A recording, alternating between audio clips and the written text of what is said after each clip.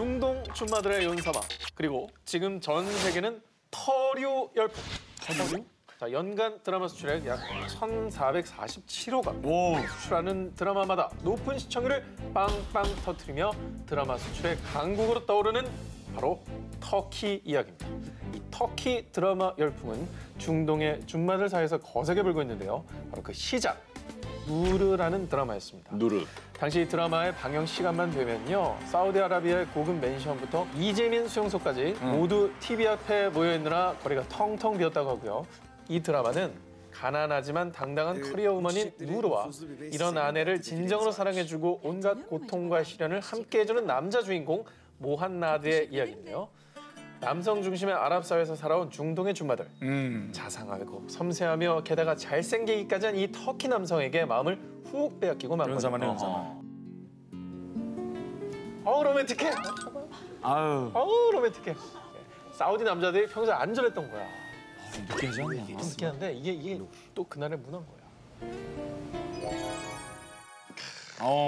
저 모습에 남편과 드라마 속 남자 주인공이 이제 비교되면서 큰 인기를 누렸던 거죠. 바로 이 주인공 누르의 모습처럼 당당하게 자신의 권리를 요구하는 여성이 또 늘어나가면서 아랍 국가에 놀라주는 이혼율이 확 상승하기도 했다고 하고. 자, 이렇게 누르가 중동에 터류 열풍을 불게 했다면 이 드라마는 전 세계로 터류를 확산시켰는데요. 바로 터키 드라마 천일야화. 자, 이 드라마는 여성 건축가 사라야자가 아들의 수술 비용을 마련하기 위해 회사의 대표와 하룻밤을 보내는 은밀한 거래를 하게 되고 이 계약 때문에 여주인공의 삶이 송두리째 뒤바뀌는 내용을 담고 있는데요.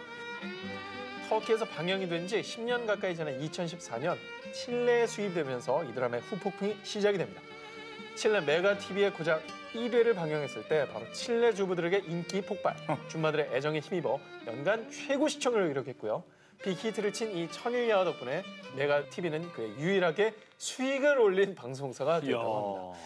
자, 이렇게 칠레에서 대박이 터지자마자 아르헨티나, 중국, 이탈리아, 미국 등 중동, 아시아, 유럽 전 세계가 이 드라마를 찜을 해서요. 이 드라마를 구매한 나라가 총 50개국이 넘는다는 사실이 전해졌습니다. 아무튼 터키 드라마가 아랍을 씹어먹고 있는데 터키에서 우리나라의 한류가 또 인기가 있다고 합니다. 터키에서는? 네, 특히 요즘에는 한들을 터키 버전으로 각색하는 게 유행이라 신세 품격, 가족끼리 왜 이래, 천사의 유혹, 프라우스 등이 리메이크가 됐거든요. 덕 중에 덕은 양덕. 이 서양 덕후들은 스케일이나 디테일이 남다르다는 걸 재밌게 표현한 건데요. 이렇게 눈 높은 서양의 드라마 덕후들이 저런 드라마가 다 있어 하면서 욕하면서도 보는 드라마 하나 소개를 해드리겠습니다. 욕 나와요? 네. 예술의 나라라 자부하는 프랑스지만 유독 드라마가 약하다고 하는데요. 그런데 캐나다와의 합작 드라마 베르사유는 말이죠. 영국, 독일, 덴마크, 스웨덴, 노르웨이 등등등 유럽 각국에 수출이 된 대박 드라마라는데요. 먼저 베르사유의 내용을 간단히 설명을 해드리면요. 프랑스의 태양왕 루이 14세가 절대 왕정 확립을 위해 베르사유 궁전을 지으면서 벌어지는 음모와 사건들이 기본 스토리입니다. 베르사유의 매력 분석해드리면요. 첫 번째, 39금. 19금 아닙니다. 39금 과감한 수입니다. 우리 나이도 못 보는 게 있어? 너는 돼요. 여긴 되네. 저 미국 나이도 38이거든요. 아, 그래요? 네. 오해할 수 있어. 1회부터 왕의 동생이 동성 연인과 살색의 향연을 펼치고요. 궁전의 모든 여자를 사랑하는 박애주의자 루이 14세도 매회 헐벗고 등장하는 건 마찬가지. 영국 채널 BBC2에서 황금 시간대인 오후 9시 방송으로 1회가 공개되자마자 선정성이 너무 심하다며 하원 의원과 복지단체까지 나서서 이 드라마를 비난했다고 하는데요. 또 왕비가 출산을 했는데 왕의 아이가 아니라는 우리나라 막장 드라마쯤은 교육방송으로 만드는 스토리가 펼쳐집니다. 궁금해서 좀 물어봤어요. 아니 DNA 분석하는 시대도 아니고 어떻게 알았냐. 드라마상인데 다른 인종이 나온다고. 그런데 포인트는 이렇게 욕하면서도 다들 본다는 거죠. 당연하죠. 다음 두 번째 매력 포인트, 여배우들 뺨을 왕복으로 후려치는 남자 배우들의 미친 미모. 조지 블레그렌과 알렉산더 블라호스는 많은 여성 팬들을 거느린 꽃미모 배우들인데요. 이 미모의 남자들이 보여주는 남남 케미, 애증의 브로맨스가 수많은 양덕 언니들이 덕심을 놓아주지 않는 파리 지옥이 되고 있다. 이런 인기에 힘입어서요. 최고의 제작비와 선정성 논란에도 불구하고 시즌2 제작이 현재 진행 중이라고 합니다.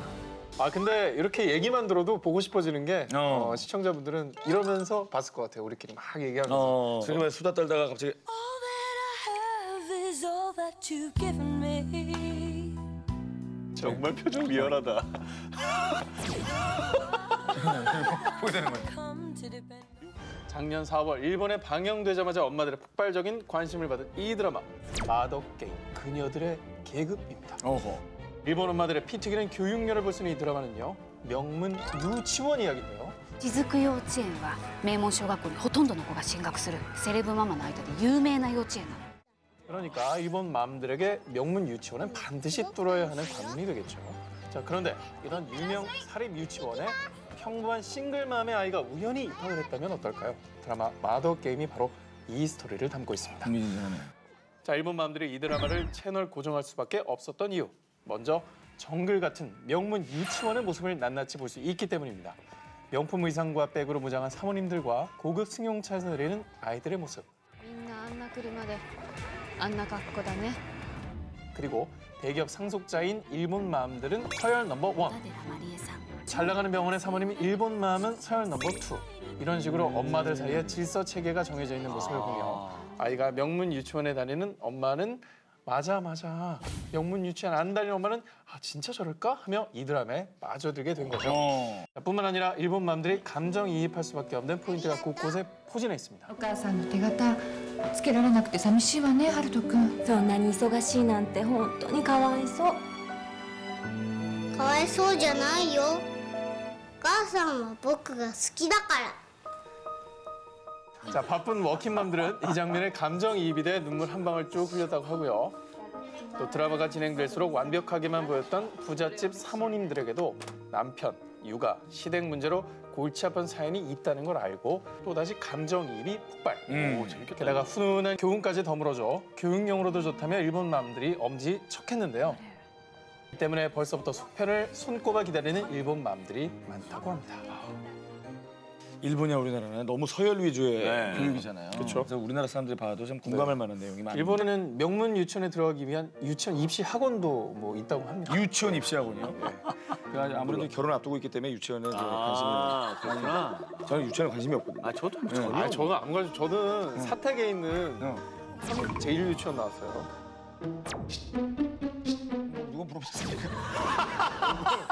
그 얘기를 왜 해, 갑자기? 아니, 본인이 결혼 앞두고 있으니까 유치원 문제에 관심이 있다는 얘기를 하는 거죠. 전쟁도 막은 브라질 드라마. 멋있다. 1990년대에 일어난 유고슬라비아 내전. 그 어떤 것에도 막을 수 없을 것 같았던 이 전쟁을요, 잠시 휴전시킨 드라마가 있습니다. 그 위험 돋는 드라마가 대체 뭐냐고요? 바로 브라질 드라마 노예 소녀 이사우라입니다. 1860년대 한 농장을 무대로 한 혼혈 노예 소녀의 이야기입니다. 그런데 이 이사우라가 말이죠, 이뻐. 쭈 이뻐. 무나 이뻐. 이 예쁜 이사우라의 마음을 얻기 위해 사랑과 전쟁, 음모, 심지어 살인까지 일어나지만 결국 수많은 역경을 이겨내고 행복하게 살아났답니다라고 엔딩을 장식하게 됩니다. 한번 보면 멈출 수 없는 막장급 요소와 권선징악이 패키지로 묶인 노예소녀 이사우라의 파워는 정말 대단했습니다. 독일, 덴마크, 나이지리아 등 약 79개 나라에서 이 드라마를 시청을 했는데요. 전쟁 중이던 크로아티아는 임시 휴전을 했을 뿐은 아니라요. 쿠바에서는 일시적으로 전기를 공급을 합니다. 우와. 드라마 보자 이거죠? 이뿐만이 아닙니다. 이 드라마를 시청한 나라 중에 특히 중국에서만 무려 4억 5천만 명이나 시청을 했습니다. 루세리아 산토스는 중국에서 유명 스타로 등극했고요. 2014년에 브라질을 방문한 중국 국가주석 시진핑은 직접 이 드라마의 광팬이었다며 언급을 하기도 했다고 합니다. 성인 드라마 주인공에서 인생 대역전 주인공은 바로 멕시코 대통령의 영부인인데요. 이 거침없는 진격의 러브씬을 연출하는 여배우가 바로 앙헬리카 리베라인데요. 영부인 앙헬리카 리베라는 1987년 미 대회 출전에 연예계에 발을 들여놓게 됐습니다. 이후 1991년 6인조 혼성그룹이 성공하는 과정을 다룬 드라마 별에 도달하기 2에 가수 리키 마틴과 함께 출연해 스타덤에 오르며 탑배우로 떠오르게 됩니다.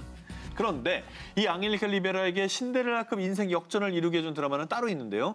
2007년 리베라가 주연을 맡은 사랑 증류하기. 이 드라마에서 멕시코 전통술 데킬라의 주 원료인 아가베 대농장 주인과 가진 것은 없지만 심지 고든 여성의 러브스토리로 한국 드라마의 인기 요소인 출생의 비밀, 삼각관계, 음모와 배신 그리고 진한 러브신까지 더해져 그의 멕시코에서 인기가 가장 많았던 드라마였습니다.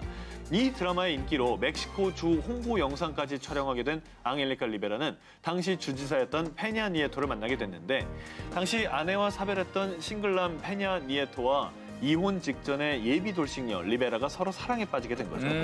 전국구 정치인이 되기엔 2% 살짝 부족했던 니에토는 리베라와의 러브 스토리가 알려져 연일 언론의 스포트라이트를 받으며 전국구 인물로 올라섰고요. 결국 2010년 결혼을 한 후에 앙헬리카 리베라는 페냐 니에토의 대선 유세 현장마다 동행하며 외조를 했는데요. 사람들은 그의 이름이 아닌 아내 리베라의 애칭인 가비오타를 외쳤다고 합니다. 참고로 이 애칭은 갈매기라는 뜻의 사랑 증류하기 속 캐릭터라죠. 결국 2012년 페냐 니에토가 대통령으로 당선이 됐고요. 남편 니에토도 당선장에서 가비오타를 외치며 만세 삼창까지 했다고 합니다. 이웃나라 일본에서도 이 아침 드라마가 있습니다. 이름하여 아사도라. 아침에 하는 드라마라는 뜻이죠. 아사도라는 매주 월요일부터 토요일 아침 8시 총 160여 개의 에피소드로 매일 15분씩 방송되기 때문에 한 편을 보는데 부담 없이 즐길 수 있는 분량이라고 합니다. 최근 6년 사이에 NHK에서 방영된 아침 드라마 시청률 탑3를 보면 2012년 평균 시청률 20.7%의 주인공 우메짱 선생. 우메짱 선생은 화재로 불타버린 도쿄 지역 서민들의 이야기를 다루고 있고요. 2013년 20.6%의 평균 시청률을 자랑했던 아마짱. 할머니의 뒤를 따라 억지로 해녀가 된 주인공이 우연한 계기에 아이돌로 데뷔, 성장해가는 과정을 그리고 있다죠. 또 아마짱의 후속작으로 방영된 잘 먹었습니다는 평균 시청률을 무려 22.4%를 기록하면서 대단한 화제가 됐습니다.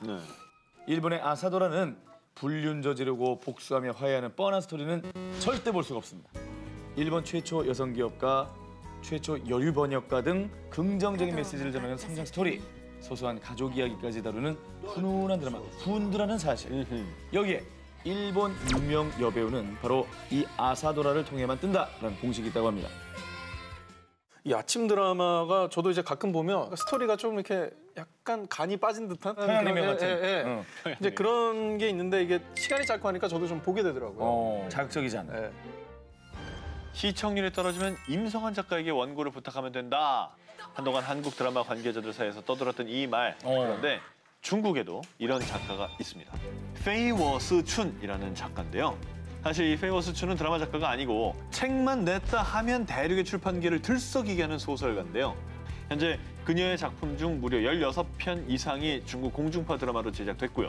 그녀가 한 작품당 받는 판권료가 약 150만 위안, 우리 돈으로 2억 5천만 원 정도라고 합니다. 이렇게 대륙의 시청자들을 사로잡은 그녀의 비결, 바로 욕하면서도 계속 보게 된다는 마성의 이야기, 나쁜 남자 로맨스입니다. 먼저 드라마 레볼급의 남자 주인공 모용펑은요. 이 사랑하는 여자에 대한 집착과 소유욕의 끝을 보여주는 인물인데요. 자신이 사랑하는 여자를 닮은 사람을 데려다가 인형처럼 옆에 두기도 하고요. 때로는 자기 분을 못 이겨 여주인공에게 총질까지 해대는 상 나쁜 남자입니다. 하지만 이 정도는 또 애교에 불과합니다. 대륙의 나쁜 남자의 마침표를 찍는 이 남자, 바로 드라마 천산보슬의 남자 주인공 막소겸 모샤오첸인데요. 함부로 남들 앞에서 웃지도 못하게 하는 건 기본이고요. 길에서 우연히 지나가다 저 여자 웃는 모습을 보고 저렇게 협박하는 거예요. 특히 나쁜 남자의 특허, 병 주고 약 주고의 귀재라서 여자를 감금까지 해서 괴롭히다가 느닷없이 뽀뽀를 하기도 하고. 자, 이렇게 페이워스 춘의 손에서 탄생한 힐의 나쁜 남자들. 그런데 놀라운 것은 처음엔 욕을 퍼붓다가도 어느새 나중에 푹 빠져들어 이들의 매력에 헤어나오지 못하는 여성들이 많고요. 심지어 최강 나쁜 남자 모 샤오첸 역의 류 카이웨이는 이 드라마로 폭발적인 인기를 얻어서 인기 스타 1위에 선정되기도 했다고 합니다. 드라마를 볼 때 다음의 예고만큼이나 궁금한 것, 제가 입은 저 옷은 도대체 어디 거야? 바로 주인공의 패션입니다. 완판 역의 시조세조 김희선 씨가 드라마 속에서 한 곱창 머리끈 다들 기억하십니까? 당시에 이 곱창 머리끈은 무려 40억 원가량의 매출을 냈다고 합니다. 나 대학교 1학년 때다. 곱창 머리끈이 도대체 하나에 얼마나 한다고? 2대 앞에서 40억 원. 그래서 제가 말이죠. 드라마 속 주인공들의 패션 아이템들을 준비해왔습니다. 먼저 김희선 씨와 함께 원조 완판녀, 두 번째 20살에 출연한 최지우 씨, 1호 학번 대학 새내기로 만학도 연기를 했는데 이 드라마에서 스타일링한 트렌치코트와 야상 점퍼, 백팩, 이런 걸 내고 나면서 30대 여성분들 취향을 제대로 저격했습니다. 방송이 끝나자마자 두 번째 20살 최지우 백팩 어디 건지 제품명까지 아시는 분? 5회 방송에서 입었던 트렌치 코트 어딘지 아시는 분 계실까요? 라면서 인터넷에 게시글들이 도배가 됐었고요. 모자, 선글라스, 립스틱, 반지, 스카프, 옷, 지갑, 가방, 양말 머리부터 발끝까지 완판시킨 네. 이게 그 노래인가요? 머리부터 발끝까지 핫 이슈. 머리부터 발끝까지 다시 하세요. 머리부터 발끝까지 완판시킨 주요. 네, S본부의 드라마 별서운 그대의 전지현 씨가 연기한 천송이를 빼놓을 수가 없죠. 일명 천송이 망토는 명품 브랜드 에르메 땡 제품으로 약 900만 원대 고가임에도 불구하고 완판됐다고 합니다. 대박. 그리고 최근 7월에 종영한 드라마 Dear My Friends에서는요. 일명 니마프 고두심 모자. 디어 마이 프렌즈의 고두심 아줌마가 쓰고 나온 모자 어디 건지 아시는 분? 엄마 선물로 사드리고 싶은데 검색해도 안 나오네요? 라며 드라마를 본 자녀들이 부모님께 사드리고 싶다는 문의글이 쇄도했다고 합니다. 저희 프로그램 게시판에도 네. 오상진 씨 의상을 물어보고 그럼요. 이 옷 입고 나갔으면 이것도 중국의 완판이죠. 아, 이 대륙을품은 난방이 될 수 있었는데. 예. 남방 뭔가요? 남방 뭔가요? 네. 셔츠. 요즘 한류 드라마 수출이 예전 같지 않다는 말을 한 번 좀 들어보셨죠? 그런데 이런 한류 드라마 위기의 시기에 블루오션으로 떠오른 드라마 장르가 있습니다. 일명 막장 드라마라고도 불리는 복수극입니다. 수출의 선두에 선 작품은 2012년에 방영됐던 TVN 노란 복수초입니다. 의붓자매에게 살인죄를 뒤집어 쓰고 아이까지 뺏긴 여자가 복수를 한다는 스토리로 방영 당시에 23주 연속 동시간대 1위를 기록한 드라마인데요. 천벌 받아야지. 그런데 이 드라마가 소리 소문 없이 멕시코, 미국, 영국, 베트남 무려 29개 나라에 수출됐다는 사실 모르셨죠? 몰랐습니다. 단순히 수출만 된 게 아니라 우크라이나에선 2015년 베스메르 뜨니끄라는 제목으로 리메이크가 돼서 인기리 방영이 됐고요. 무슨 제목이요? 베스메르 뜨니크. 베스메르 뜨니끄. 참고로 노란 복수초를 쓴 여정미 작가의 다른 작품 울지 않는 새는 방송이 끝나기도 전에 일본에 선판매가 됐습니다. 슬슬 감이 와. 역시 우리나라 주부들의 큰 사랑을 받은 유리가면도 유리가면. 일본에 이어서 남미 10개 나라로 수출이 됐습니다. 남미가 많네요. 남미가 좋아하나 봐요. 자, 여기서 끝이 아닙니다. S본부의 아내의 유혹 기억나시죠? 이게 몽골에서는 무려 80%의 시청률을 기록했고요. 80%가 어떻게 나와? 다 봤다는 얘기. 중국에서는 회가정 유혹이라는 제목으로 리메이크가 됐는데 회가정 유혹. 예, 이 드라마에서 주인공을 맡은 추자연 씨는 이후에 억대 출연료를 받는 대륙의 여신으로 불림하게 됐다고 합니다. 그런데 이렇게 자극적인 요소 가득한 한국 드라마가 세계에서 통하는 이유가 뭘까요? 뭘까요? 궁금하시죠? 전문가들은 그 나라의 문화권에 대한 이해가 필요한 순수 가족 드라마보다는 이해하기 쉬운 복수 구조의 드라마가 호응이 높다고 분석을 했고요. 취향적 스토리에 가격까지 착하니 수출에 날개가 달린 거는 당연한 일이 아닐까요? 아주 천천히 네 피를 말려주겠어. 이 드라마의 전개가 일정해요. 일단 문제가 생겨. 그러면 그거를 회의를 하잖아. 회의를 하는 걸 꼭 엿들어. 내가 확 다 불어버릴 수도 있다 이거. 그걸 알게 돼서 또 복수하는데 또 복수하고 나중에 또 엿듣고 또 복수하고. 약간 네. 이걸 반복이라 너무너무 네. 재밌어.